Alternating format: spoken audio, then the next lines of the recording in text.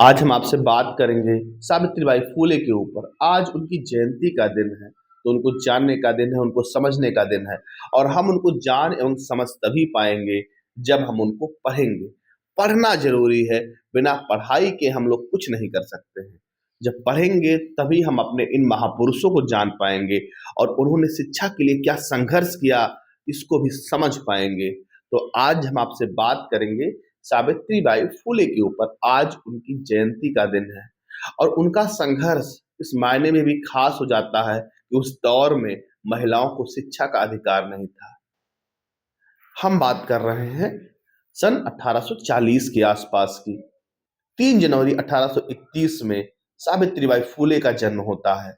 उसी दौर में अंग्रेजी एक मिसकुक थी, मिसकुक भारत आती हैं।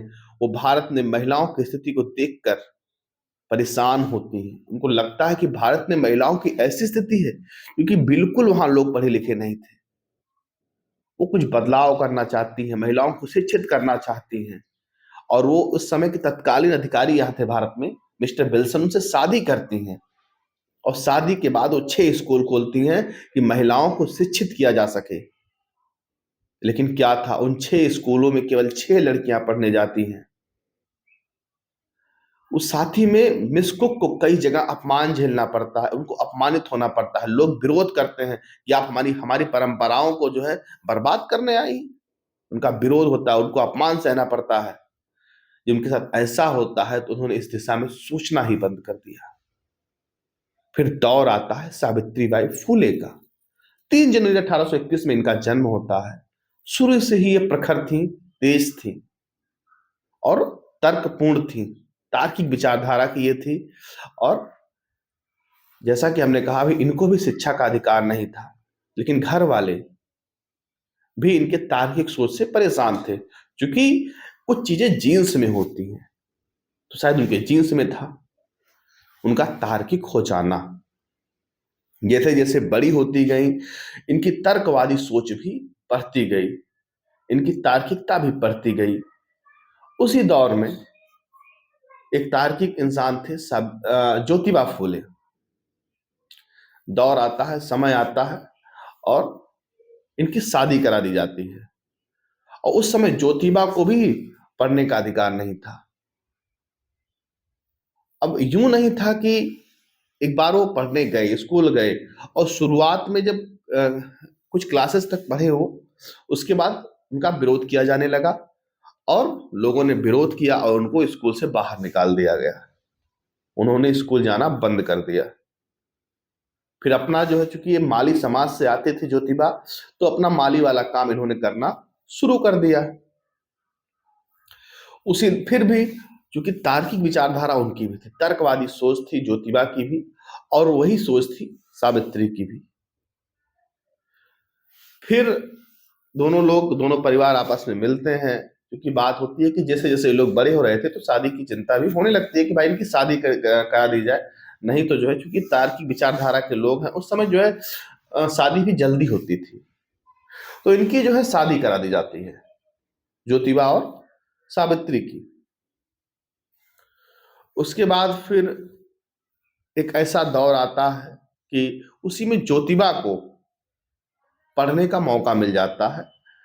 एक उनके अंकल होते हैं, वो प्रेशर करते हैं इनके पिताजी पे कि जो कुछ भी हो जाए उसको जो है, इनको जो है पढ़ाया जाए, जो कि ज्योतिबा पढ़ लिख के कुछ बेहतर कर सकता है। फिर इनके पिताजी ने जो है इनको पढ़ने के लिए बाहर भेजा। फिर ये पढ़ाई करने के लिए चले गए। जब ये पढ़ के आए तो इन्होंने अपने पत्नी यानी कि सावित्रीबाई फूले को भी पढ़ाया। साथ ही में इनकी मासी लगती थी सगुड़ा बाई, तो सगुड़ा बाई को भी पढ़ाया, दोनों लोगों को। तो सावित्री की जो पहले टीचर थे, आप कह सकते हैं, वो थे आपके ज्योतिबा फूले। और ज्योतिबा की जो पहली छात्राएं थी वो थी सावित्रीबाई फूले और सगुड़ा बाई। तो ज्योतिबा खुद भी पढ़े और सावित्रीबाई फूले और सगुड़ा बाई को भी पढ़ाने का काम किया। उसके बाद फिर इन्होंने इनको एक मित्र के द्वारा, एक दोस्त के द्वारा मकान मिल जाता है फ्री ऑफ कास्ट कि यहाँ पर जो है ये बच्चों को पढ़ा सकते हैं।